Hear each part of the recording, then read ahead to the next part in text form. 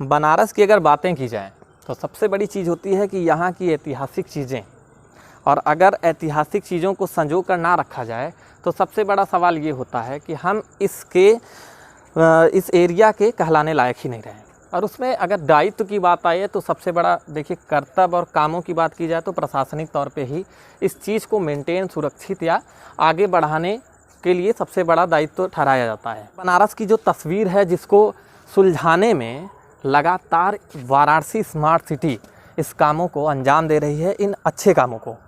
कहीं कुछ गड्ढे भी आपको मिल सकते हैं स्मार्ट सिटी के द्वारा, लेकिन उसका कोई गलत मतलब नहीं है। इन तमाम सवाल जो बनारसियों के जहन में अक्सर चलते होंगे, कुछ इसी के बारे में चर्चा करने हम आए हैं बनारस के 80 घाट पर, और हमारे साथ हैं वाराणसी स्मार्ट सिटी के पीआर शाकंभरी नंदन सोंधौलिया।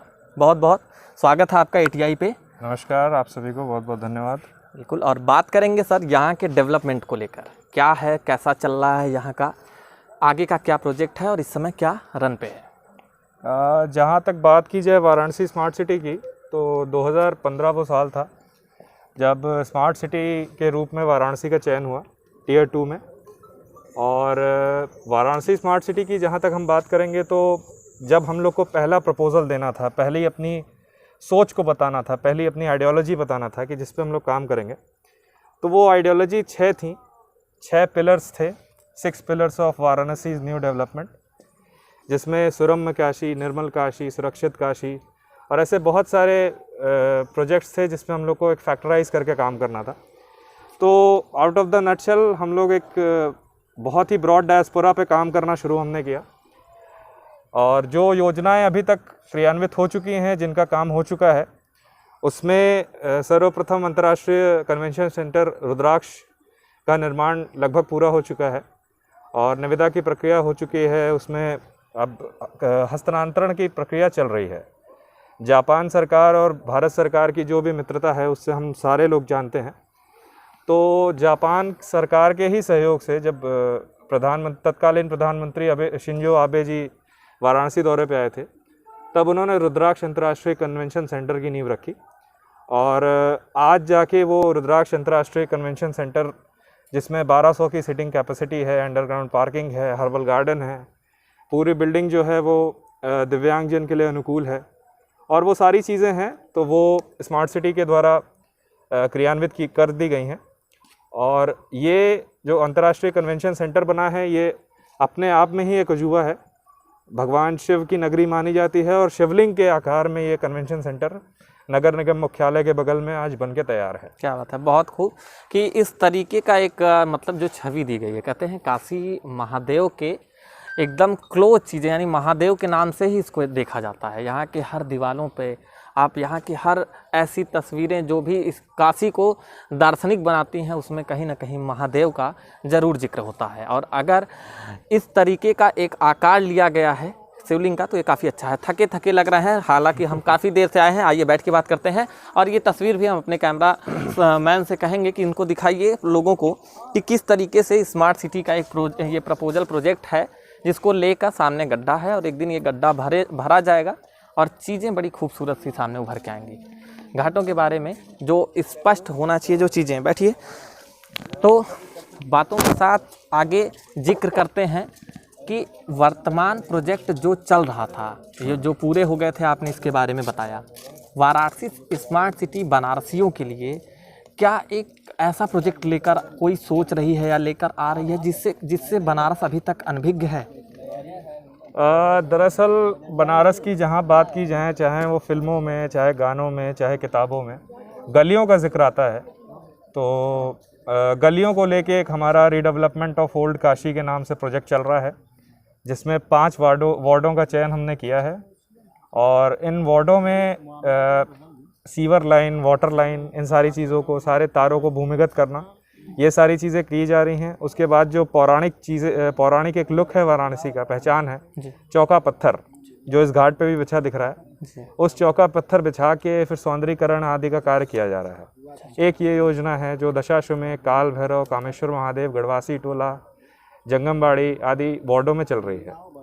दूसरी चीज़ जो हम लोग कर रहे हैं वो घाटों से भी वाराणसी की पहचान होती है। तो घाटों को एक विशेष पहचान देने की बात है। अब घाट वाराणसी की पहचान है, अब हम घाटों को पहचान देने की बात कर रहे हैं। जो कि पीछे दिख रहा है हेरिटेज साइनेज का एक प्रोजेक्ट है, जिसमें हम सारे घाटों पे उनके नाम का साइनेजेस लगा रहे हैं, कॉटन स्टील का, कि बाढ़ वगैरह की स्थिति में भी वो क्षतिग्रस्त ना हो। इसके अलावा पार्किंग की बहुत बड़ी समस्या है वाराणसी में। बिल्कुल। पार्किंग के लिए गदौलिया जो क्षेत्र है, एक व्यस्ततम चौराहा है वाराणसी का, जिसमें दशाश्वमेध और काशी विश्वनाथ जी जाने वाले लोग वहाँ अक्सर यातायात से बहुत ज़्यादा अफेक्ट होते हैं, बिल्कुल परेशान हो जाते हैं। तो उसके लिए हम लोगों ने गदौलिया पे एक मल्टी लेवल पार्किंग का निर्माण करा दिया, जो 99% पूरा हो गया है। G+4 लेवल पार्किंग है, 375 टू व्हीलर्स की कैपेसिटी है, और सुरक्षा की दृष्टि से पूरा एक स्टील स्ट्रक्चर है, इसमें ईंट वगैरह का इस्तेमाल नहीं हुआ है। बेसमेंट में कुछ शॉप्स हैं, और जो गाड़ियां हैं, गाड़ियों के लिए लिफ्ट का इस्तेमाल हो रहा है। सेमी ऑटोमेटिक पार्किंग है। क्या बात है, मतलब एक टॉन्ट है, कई पक्ष विपक्ष का कुछ खेल हो जाता है, जो टॉन्ट कहा जाता है कि टोक्यो सिटी बन गया है बनारस। तो क्या कह सकते हैं कि टोक्यो मॉडल पे कुछ काम भी शुरू हो चुका है बनारस का? नहीं, अगर बात की जाए गवर्नमेंट प्रोजेक्ट्स की, गवर्नमेंट इंफ्रास्ट्रक्चर की, जी, तो जो पार्किंग्स हम 3 पार्किंग बना रहे हैं, ये 3 पार्किंग पूरे प्रदेश में और अगल बगल के भी जो नेबर्स हैं वहाँ पे ऐसी पार्किंग्स नहीं है।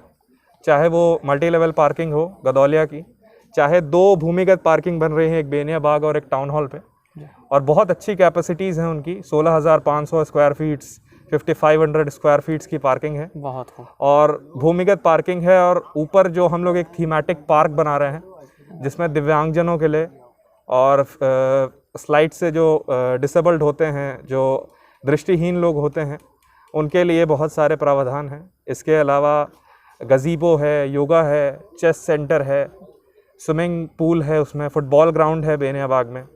तो ये सारी चीज़ें हैं कि एक ओवरहॉलिंग डेवलपमेंट के ओर हम ध्यान दे रहे हैं।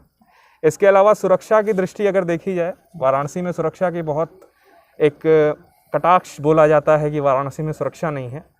उसके लिए हम लोगों की जितनी भी 100 स्मार्ट सिटीज़ देश में चल रही हैं, उसमें वाराणसी एकमात्र ऐसी स्मार्ट सिटी है जिसने बहुत बड़ा फिगर 128 करोड़ अपनी सुरक्षा को दिया है। और हम लोग एक एडवांस सर्वेलेंस प्रोजेक्ट पे काम कर रहे हैं, जिसमें एशिया में पहली बार फेशियल रिकॉग्निशन कैमराज इंस्टॉल हो रहे हैं वाराणसी। बहुत खूब, मतलब एक तरीके से कह सकते हैं कि टोक्यो की थीम पर बढ़ चुका है वाराणसी। स्मार्ट सिटी का बहुत योगदान है, और युवाओं का जो एक सोचने का तरीका होता है, कहते हैं क्रिएटिविटी हर चीज़ को, हर अच्छे से अच्छी चीज़ को बुरी भी बना सकती है, और बुरी से बुरी चीज़ों को भी अगर अच्छा क्रिएटर है तो अच्छा बना सकता है।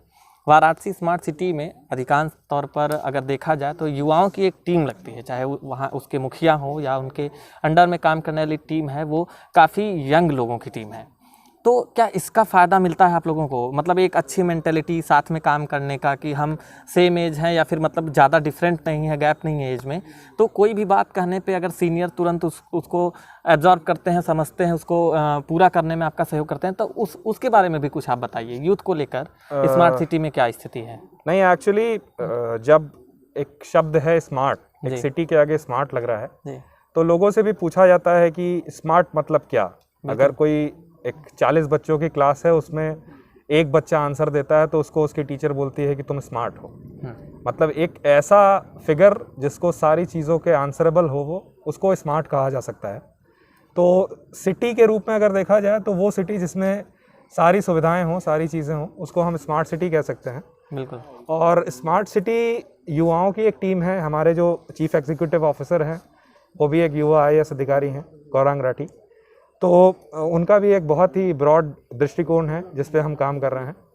और स्पोर्ट्स को लेके भी हम लोग बहुत काम कर रहे हैं। अभी एक सिगरा पे संपूर्णानंद सिगरा स्टेडियम है, जिस पे हम लोग काम कर रहे हैं, जिस पे एक मल्टी स्पोर्ट्स स्टेडियम के रूप में उसको विकसित करा जाना है।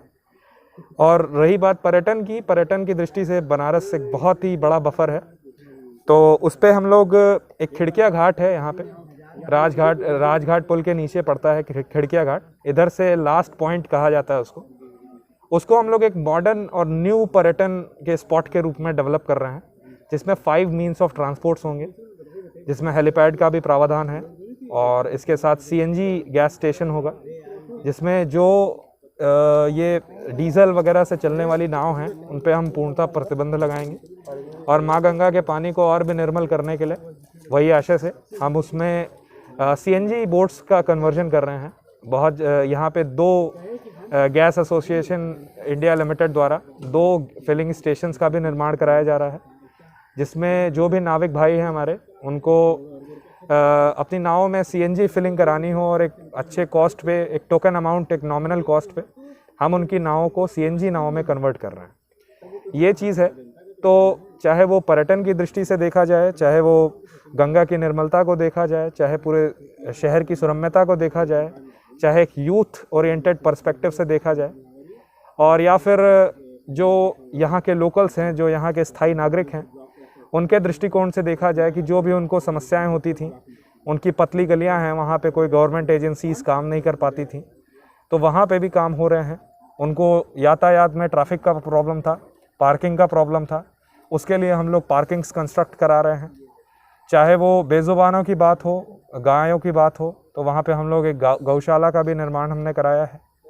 इसके अलावा सॉलिड वेस्ट की बात हो, जो यहाँ से कूड़ा कचरा निकल रहा है, तो नगर निगम द्वारा शहंशाहपुर में स्मार्ट सिटी के बदौलत एक सॉलिड वेस्ट मैनेजमेंट प्लांट का भी निर्माण हो चुका है, जो इस समय चल रहा है करसड़ा में।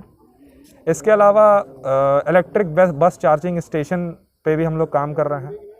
और शहर की सुंदरता की बात की जाए तो बहुत सारी चीज़ें हो चुकी हैं, बहुत सारी हो रही हैं, बहुत सारी आगे होनी हैं, प्रस्तावित हैं, जिसमें आर्ट वर्क्स हैं, जो भी फ्लाईओवर्स हैं उनका ब्यूटिफिकेशन है, ओवरहेड टैंक्स का ब्यूटिफिकेशन है।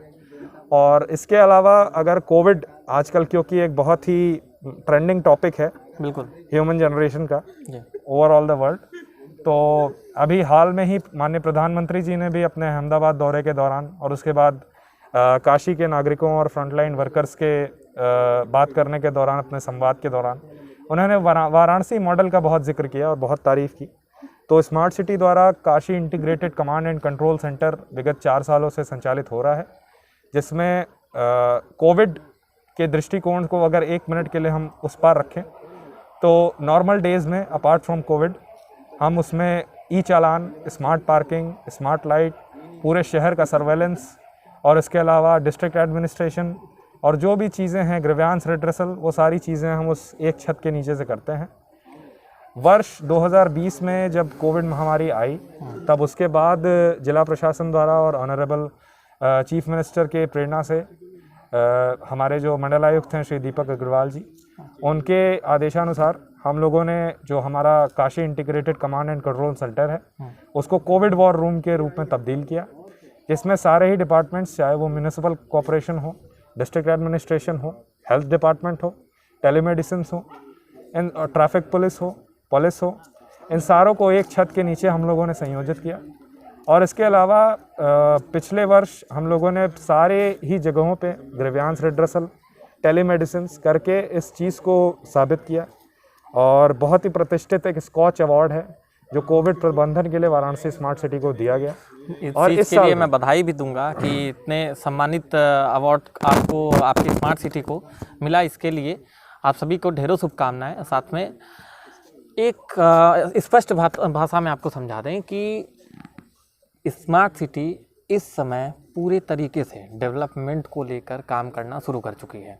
यहाँ पर एक छत के नीचे एक ऐसा प्लेटफॉर्म तैयार किया गया है जहाँ बैठे इंसान तीसरी आंख के माध्यम से पूरे बनारस को निगरानी में रख चुके हैं। जो मेन मोटिव था स्मार्ट सिटी का, एक तरीके से कह सकते हैं कि बनारस के रीढ़ की हड्डी बनना, इसके डेवलपमेंट में पर लगाना और इस जो भी चीज़ें कई सालों से रुकी थीं उनको नई ऊंचाइयों तक ले जाना। तो इस पर काफ़ी योगदान रहा है वाराणसी स्मार्ट सिटी का। शाकंभरी, हम जानना चाहेंगे कि जो यहाँ पे इतने प्रोजेक्ट शुरू हो रहे हैं या जो पहले से शुरू हैं, जो होंगे, उनमें जो एम्प्लॉइज़ होते हैं, जैसे रोज़गार की बातें अक्सर हमारे सामने आती रहती हैं, तो वाराणसी स्मार्ट सिटी ने रोज़गार को लेकर भी कुछ पहल की है?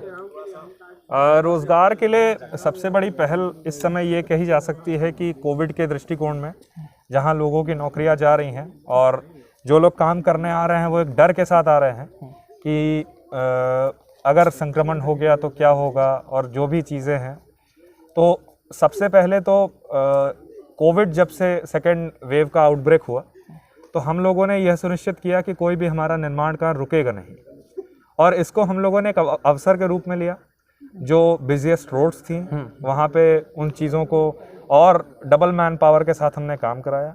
जो भी कार्यदायी संस्था थी उन लोगों को निर्देशित किया गया कि जितने भी कार्मिक काम कर रहे हैं उनका स्वास्थ्य बीमा कराया जाए और उनके पूरे कोविड प्रोटोकॉल्स के साथ उनको काम कराया जाए। हमारी जो स्मार्ट सिटी की टीम है वो स्मार्ट सिटी की टीम ने भी अनचाहे अन जगह पे अचानक जाके थर्ड पार्टी मॉनिटरिंग की। जो भी चीज़ें नहीं थी उनको पेनलाइज किया गया। और इसके साथ साथ जो हमारे कार्मिक थे, जो स्मार्ट सिटी के रेगुलर एम्प्लॉयज़ हैं, जो ऑफिस एम्प्लॉयज़ हैं, उन सबको सर्वप्रथम फर्स्ट और सेकंड डोज से वैक्सीनेट किया गया। इसके साथ साथ स्मार्ट सिटी द्वारा जो भी उनके स्टाफ थे उनको सारे भी कोविड के गेयर्स दिए गए, प्रिकॉशनरी गेयर्स दिए गए, जिससे कि उनका भी बचाव हो सके। मेडिकल किट्स दिए गए कि अगर कोई भी लक्षण दिख रहे हैं तो टेस्ट कराएं, और टेस्ट कराने के साथ ही उन मेडिकल किट्स को चालू किया जाए। और इसके साथ जो भी कार्मिक हमारे लगे हुए थे निर्माण कार्य में, चाहे वो मजदूर वर्ग था, चाहे सुपरवाइज़र का वर्ग था, जो भी थे, उनके लिए भी हम लोगों ने मेडिकल किट्स का प्रावधान लगाया। और कार्यदायी संस्थाओं को निर्देश दिया गया कि जो भी आपके यहाँ कार्मिक काम कर रहे हैं वो काम तो करेंगे, लेकिन उनकी पूरी सुरक्षा आपका दायित्व है। और उसी लिए ये मेडिकल किट्स, इंश्योरेंस और सारी चीज़ों का हम लोगों ने सहारा लिया। अच्छा, किन किन चीज़ों का सामना करना पड़ता है? आखिरी सवाल है हमारा आपसे, क्योंकि ये साक्षात्कार लंबा ना चले, इसके लिए शॉर्ट में किन किन परेशानियों का सामना करना पड़ा इस डेवलपमेंट को करने के दौरान, जब आप यहाँ पर इन सारे प्रोजेक्ट्स को ज़मीन पर उतार रहे थे कंप्यूटरों के बाद, तो किन किन परेशानियों का सामना करना पड़ा वाराणसी स्मार्ट सिटी को? स्मार्ट सिटी के स्पेशली वाराणसी के जो प्रोजेक्ट्स थे, चाहे वो रिडेवलपमेंट ऑफ ओल्ड काशी हो, वार्डों का काम था, तो नागरिकों के अंदर भी एक रहता है कि उनकी गलियों में है तो कुछ दिन के लिए उनको कठिनाई होगी। बिल्कुल। और उनका आवागमन बाधित होता है, उनके घरों में पानी नहीं आता है कुछ दिन, तो उन सब के लिए भी थोड़ा द्वेष था। लेकिन संभवतः ये सबसे फॉर्चुनेट चीज़ थी कि जब वो गलियां तैयार हुई, जब वो निर्माण कार्य पूरा हुआ, तो लोगों के अंदर एक संतुष्टि थी, वो द्वेष हट चुका था, वो संतुष्टि आ चुकी थी। और जहाँ भी निर्माण कार्य है वहाँ पे अगर मेरे खुद के घर के बाहर भी अगर ऐसा निर्माण होगा तो मुझे भी असुविधा होगी 10-15 दिन के लिए ही सही। तो उसमें जो भी था एक द्वेष आता है लोगों में, लेकिन वो द्वेष जब संतुष्टि में बदल जाए तो स्मार्ट सिटी का सबसे बड़ा एक सफल योगदान वहीं रहता है कि जो भी पब्लिक की ग्रीवियंसेस थी वो रिड्रेस हो गई और वो एक सेटिस्फैक्शन में बदल गई। तो वो चीज़ें हुई और वो बहुत अच्छा था, बहुत हमारे लिए काम आया, लोगों का सपोर्ट मिला। और जो भी प्रॉब्लम्स थी, इनफैक्ट प्रॉब्लम्स तो हर जगह होती हैं, अगर आप एक पेड़ लगाते हैं तो उसमें भी प्रॉब्लम्स होती हैं, प्रॉब्लम्स आती हैं, बट वो जब पेड़ फलित हो जाता है, उससे फल निकलते हैं, तो वो प्रॉब्लम्स फिर भूल जाती हैं। बिल्कुल बिल्कुल। और एक सेटिस्फैक्शन रहता है, वो जीवन पर्यंत याद रहता है। तो out of the nutshell smart city की जो भी योजनाएं हैं, लोगों ने प्रॉब्लम्स आई लेकिन उन्होंने भी कोऑपरेट किया, नगरवासियों ने कोऑपरेट किया। और जो भी ग्रीवियंसेस थी बहुत जगह हम लोग व्हाट्सएप के माध्यम से, टेक्नोलॉजी के माध्यम से वार्ड से डायरेक्ट कनेक्ट में थे, जो वार्ड के वासी थे उनसे डायरेक्ट कनेक्ट में थे। उनकी कोई भी प्रॉब्लम्स होती थी वो हम लोग को फ़ोन करते थे और विदिन 2 आवर्स और विदिन 3 आवर्स उनकी ग्रीवियंसेस को रिड्रेस किया जाता था। तो उसके बाद वो नागरिक जो एक प्रॉब्लम फेसी थे, उन सारे लोगों को एक सेटिस्फैक्शन आया, उनको भी एक हौसला मिला कि उनकी शिकायतों का समाधान हो रहा है और त्वरित निस्तारण हो रहा है। तो ये सारी चीज़ें भी हम लोग को अच्छा, बिल्कुल अच्छा तो एक युवाओं की पहल थी जो स्मार्ट सिटी, आज इन लोगों का एक बहुत बड़ा प्रोजेक्ट था। सरकार जिस तरीके से हर बातों को मानते, सुनते और हर प्रोजेक्ट को ज़मीन पे उतारने का काम कर रही है, उसमें शाकंभरी जैसे युवाओं का बड़ा सहयोग है।